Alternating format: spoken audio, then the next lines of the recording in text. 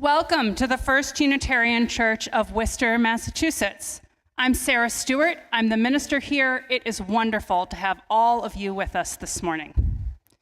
I'm leading worship this morning with our interim director of music, Allegra Martin, director of faith development, Samantha Namath, assistant director of faith development, Abigail Hannaford-Riccardi, assistant director of music, James Haupt, and Olivia Buxton, our broadcast tech.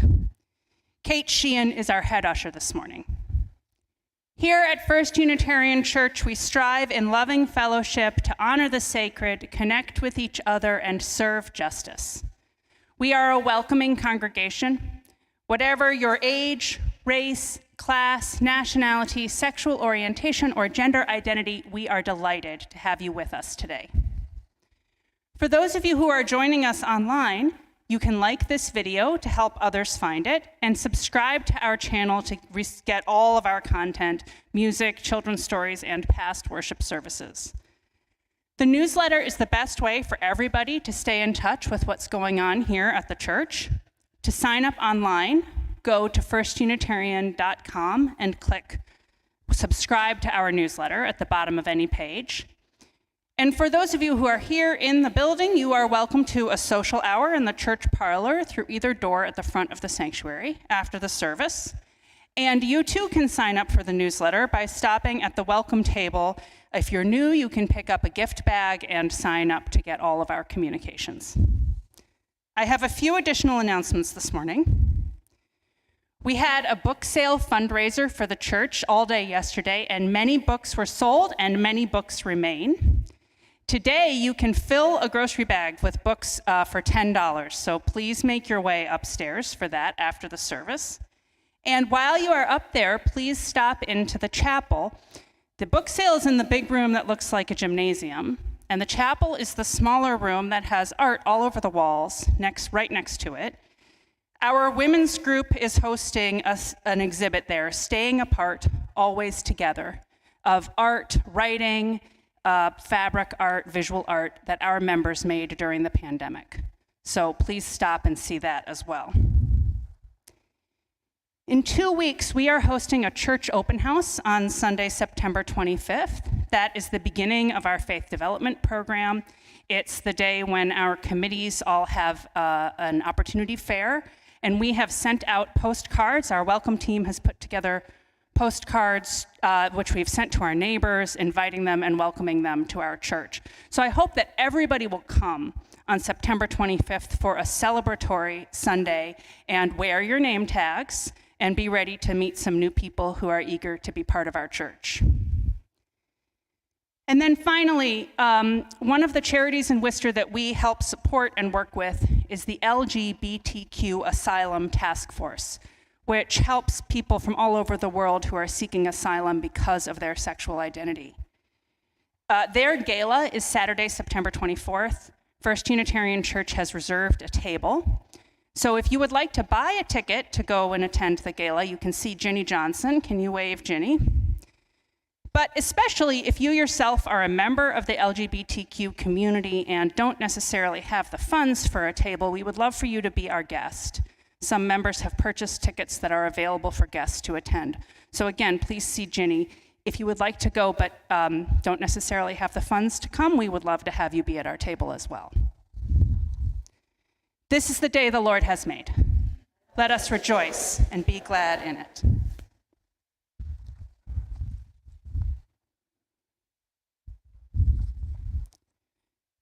Our opening words are by Richard Gilbert. We bid you welcome, who come with weary spirit seeking rest, who come with troubles that are too much with you, who come hurt and afraid. We bid you welcome, who come with hope in your heart, who come with anticipation in your step, who come proud and joyous. We bid you welcome, who are seekers of a new faith, who come to probe and explore, who come to learn. We bid you welcome, who enter this hall as a homecoming, who have found here room for your spirit, who find in this people a family. Whoever you are, whatever you are, Wherever you are on your journey, we bid you welcome.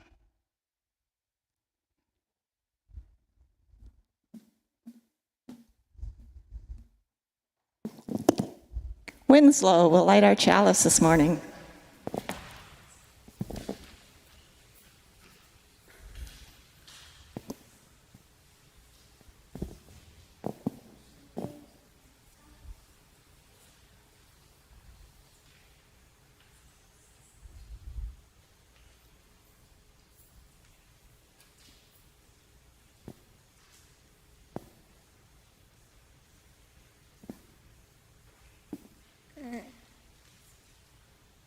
We light this chalice. In the spirit of love. We light this chalice. Please rise in body or spirit to renew the covenant of our church with the words printed in your order of service and appearing on your screen. In the love of truth and in the spirit of Jesus, we unite for the worship of God and the service of all.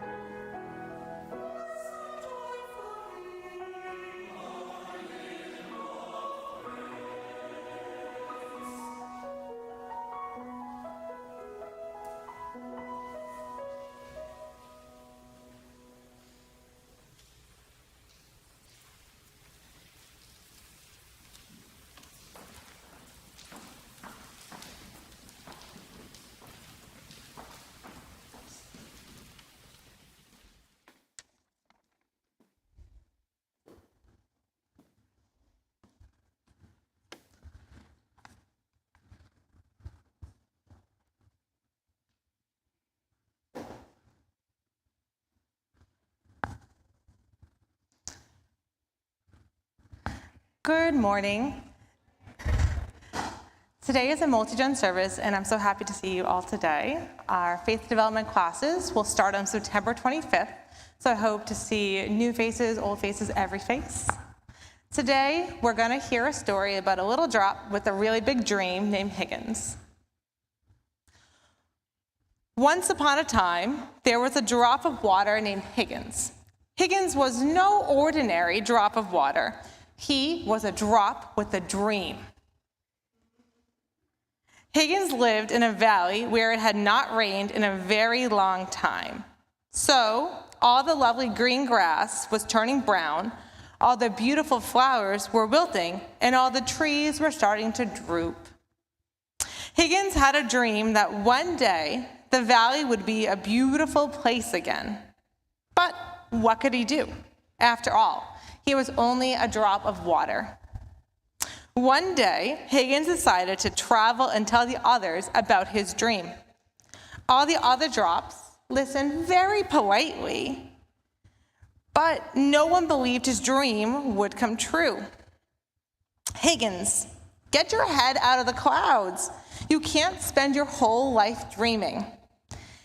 Higgins decided that he had to do something to make his dream come true. So he began to think and think and think. And one day, as he was walking by a rusty old bucket, he had an idea. If enough of us drops of water got together in this bucket, Higgins thought, there would be enough water to sprinkle on a few flowers to help them grow and become beautiful again. Eagerly, Higgins told everyone his great idea, but everyone thought he was being really foolish. That Higgins is nothing but a dreamer. Higgins decided that he had to do something to convince the others that he was right. So he said to them, I don't know about you, but I'm getting into the bucket, and I hope some of you will join me. And then there might be enough water to help at least some flowers grow beautiful again. So Higgins ran as fast as he could, and he hopped in the air, and he landed with a kerplunk in the bottom of the bucket. For a long time, Higgins just sat there very lonely.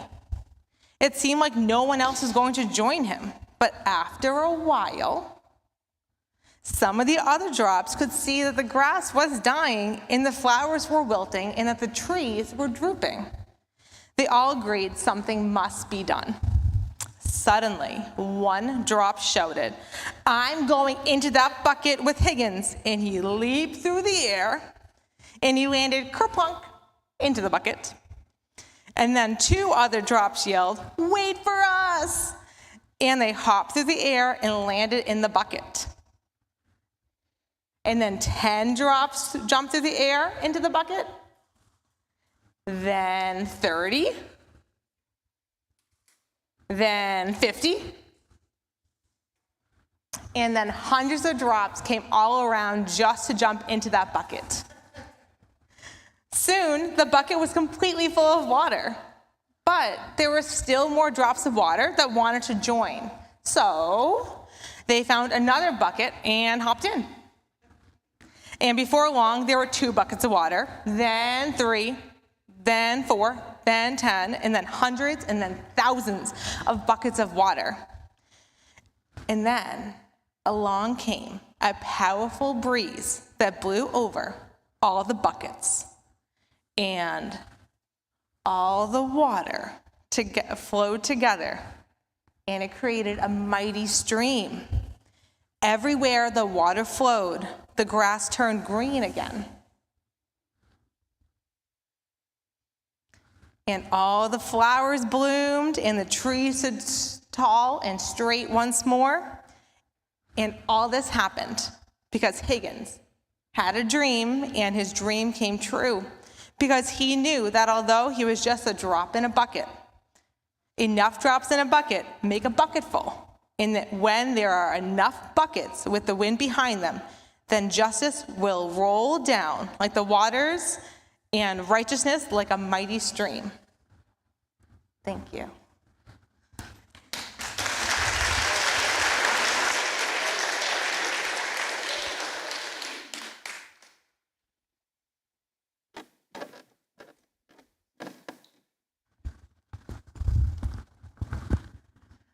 So we just heard about a really awesome drop of water.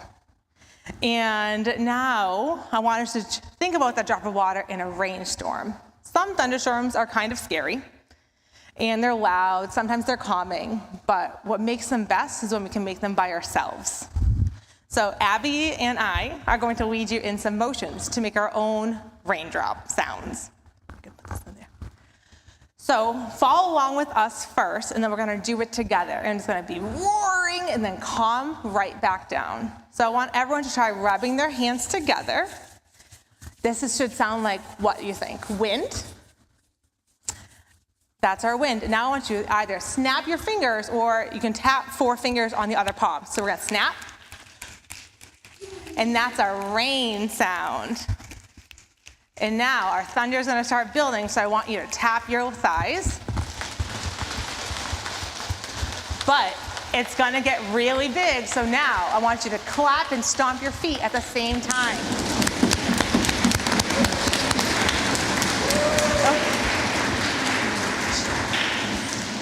That was amazing. We didn't need a demonstration, so let's do it all together. So Abby is going to lead us on this side, and then these two aside. We're going to start a little bit later. We're going to stagger it a bit to really get the full effect. Abby, do you want to start? So follow the leader.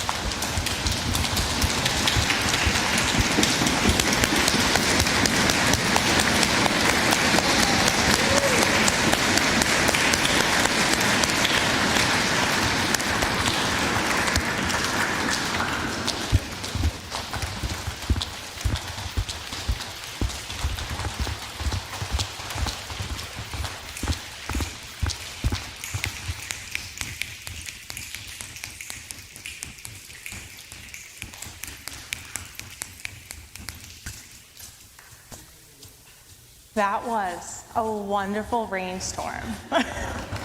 Thank you.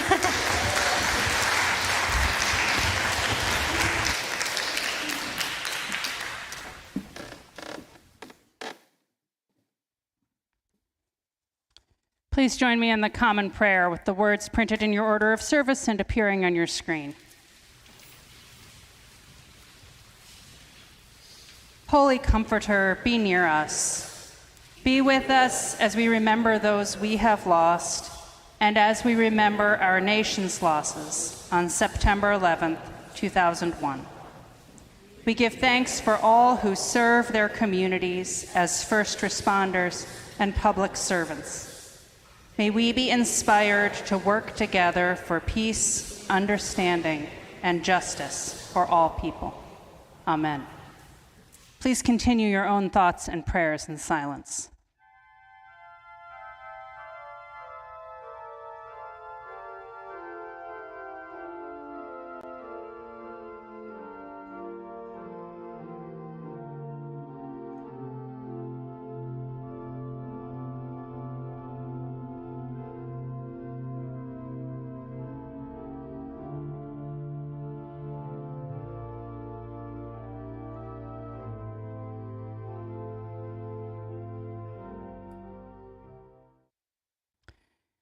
During our time of prayer and meditation, we share the joys and sorrows of our church with one another.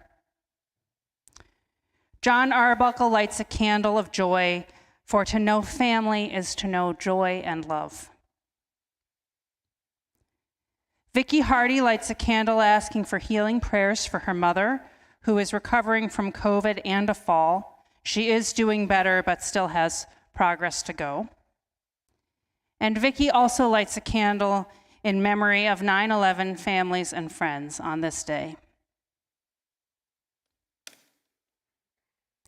Christine lights a candle for Mary McAllister and her family following the death of her brother Frank this past week.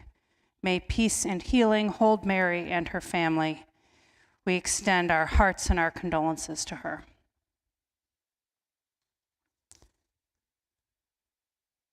We know there are those joys and sorrows which go unspoken among us, and so we reach out to one another in compassion as we say together the prayer of Jesus. Our Father, who art in heaven, hallowed be thy name. Thy kingdom come, thy will be done on earth as it is in heaven. Give us this day our daily bread, and forgive us our trespasses as we forgive those who trespass against us. Lead us not into temptation, but deliver us from evil. For thine is the kingdom and the power and the glory, forever and ever. Amen. Our ministries at First Unitarian Church thrive because of your support. In the last week, volunteers organized a successful book sale as a fundraiser for our church. Today, teenagers are being trained as assistants for our faith development program, and your lay leaders are preparing an open house to welcome new visitors on September 25th. The ushers will receive the morning's offering, or you may scan the QR code in the order of service. If you're online, you can text the number on your screen or go to firstunitarian.com and click Give Online at the top of any page. Everything we do as a church is thanks to your support. I invite your generous contributions for the good work of First Unitarian Church.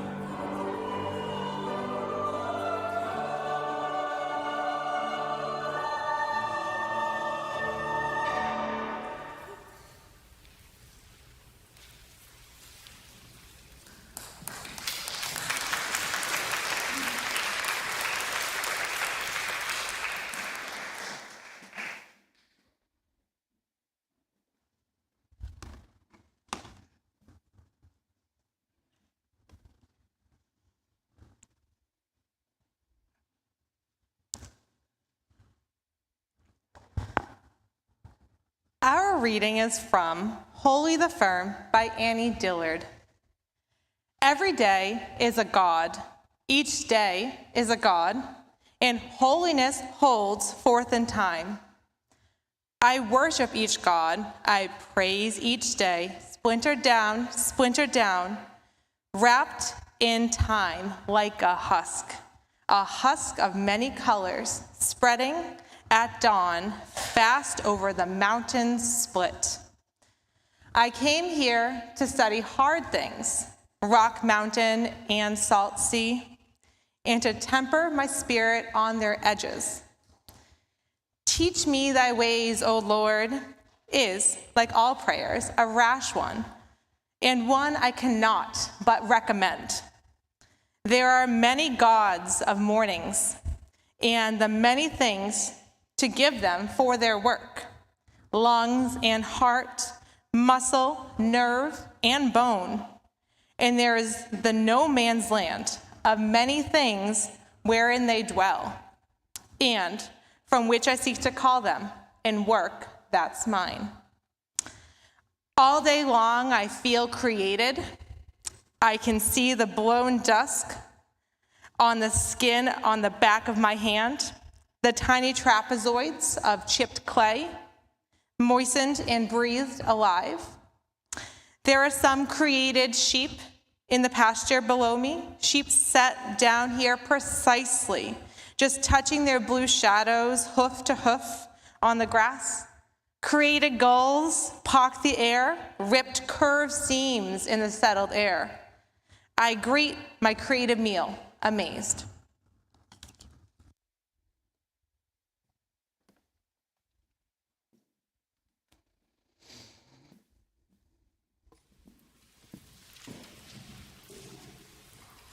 Our next congregational hymn is going to be familiar to a few of you. It's a We Adore song. So if anybody here attended We Adore and would like to come up and help me either sing or do the hand gestures,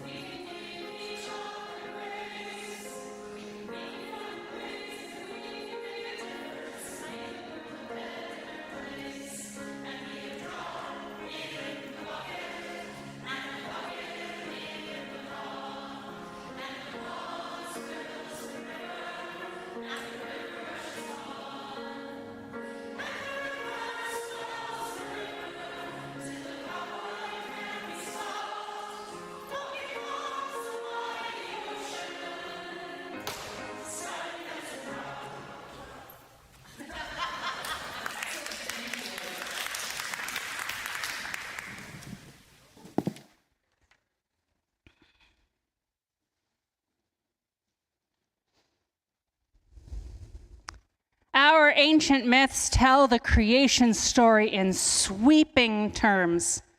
From nothing, light. From chaos, dry land. From mud, life. But it also tells the story in terms of days. One day, the divine spirit did these things. The day dawned, the God worked. The day rested, the God rested. Since then, the days have kept coming, and on our Sundays we say, "This is the day the Lord has made."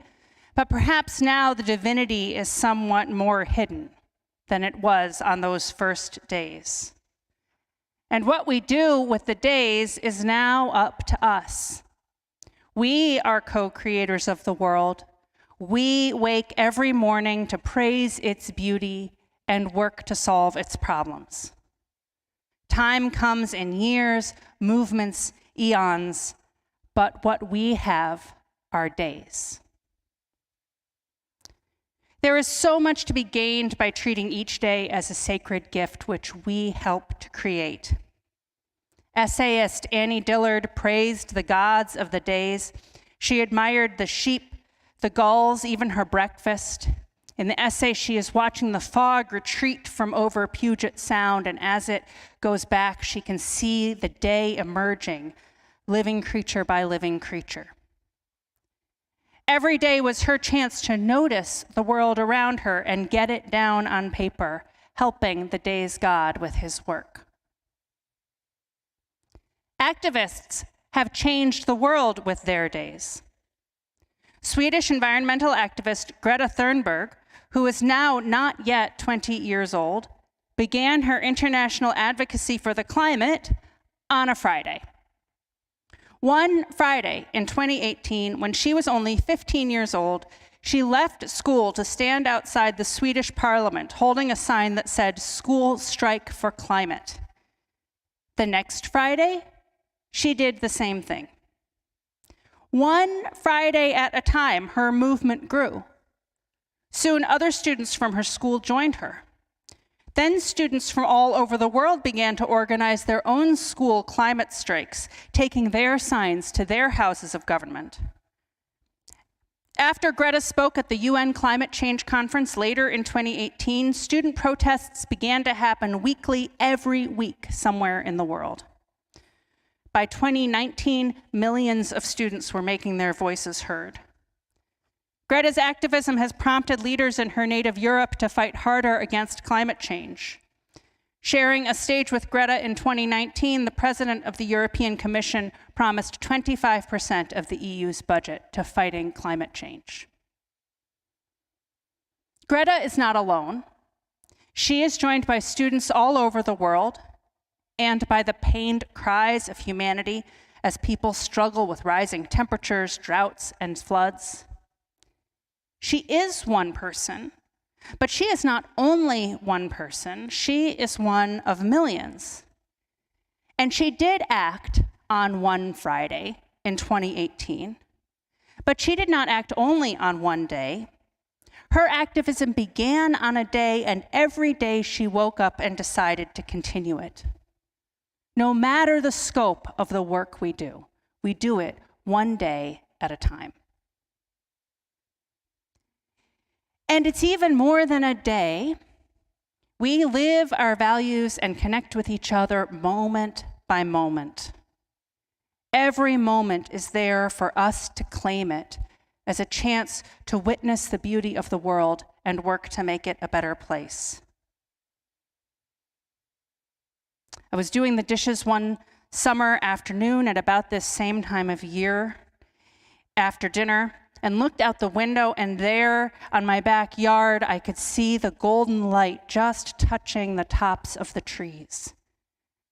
The sun had set somewhere behind my house, and what I was seeing was its last glows as its rays went over the horizon, just illuminating those treetops in a dark yellow against the deep late afternoon blue of the sky.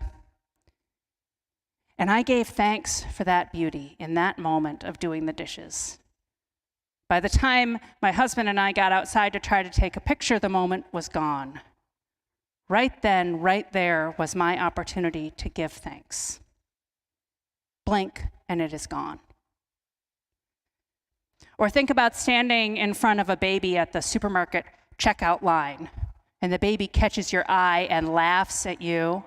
You might even start to play peekaboo and get more of those delightful baby belly laughs. And then the moment is gone. The mother shifts the baby to the other hip. She pays for her groceries, and it's your turn. That is the moment to connect with another person, to be present to the life in front of you.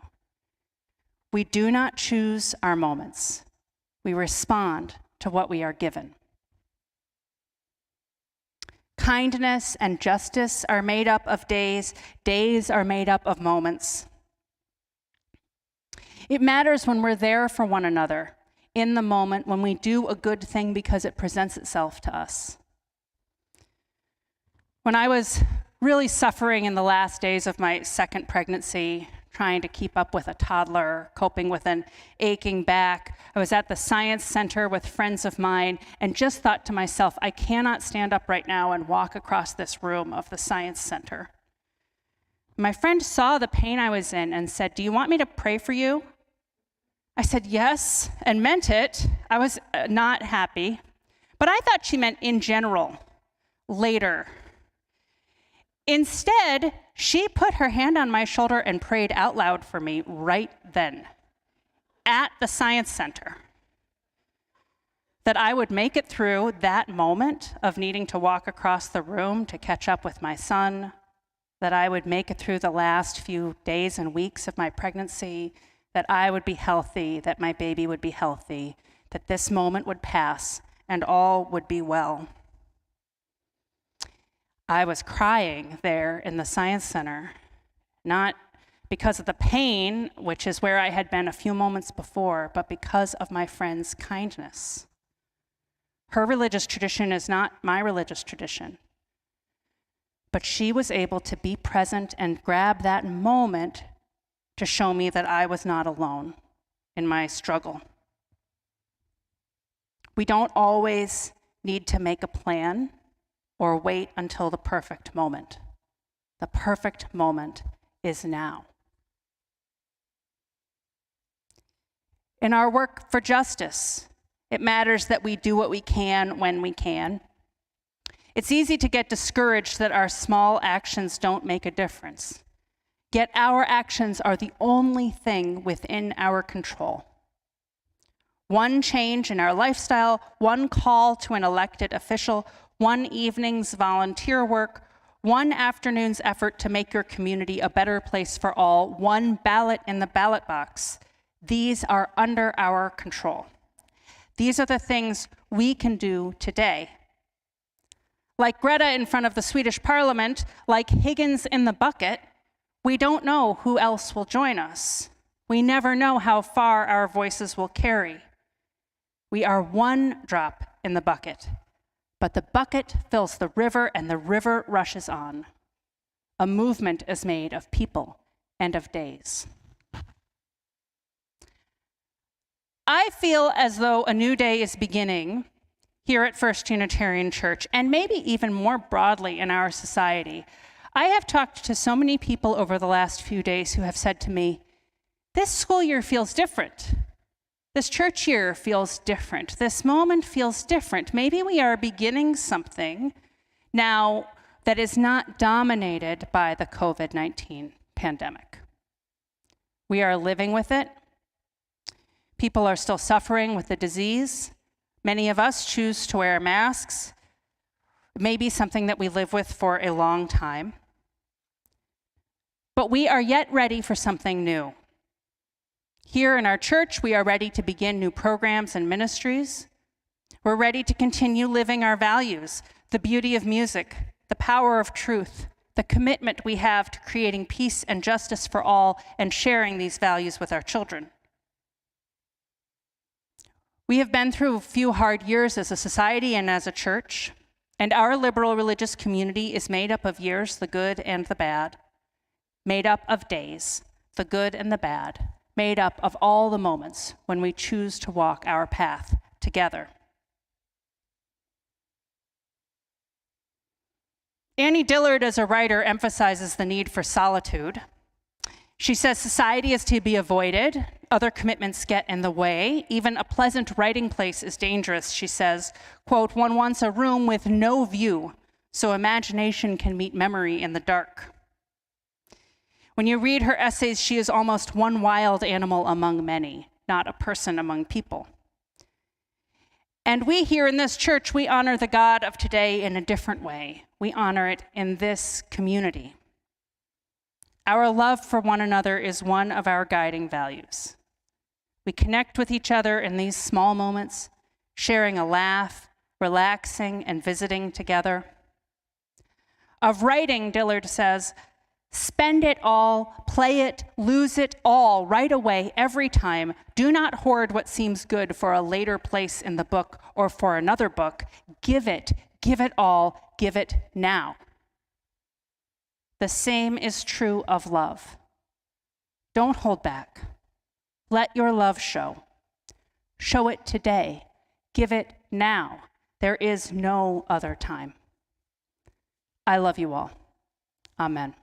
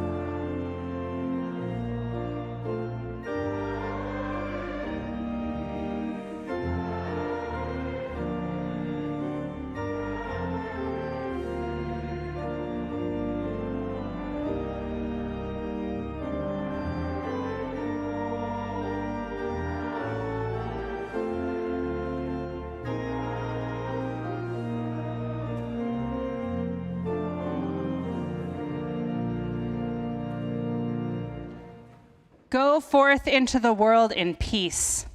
Be of good courage. Hold fast to that which is good. Render to no one evil for evil. Strengthen the faint-hearted. Support the weak. Help the afflicted. Honor everyone. Love and serve the holy, rejoicing in the power of the Spirit forever. Amen.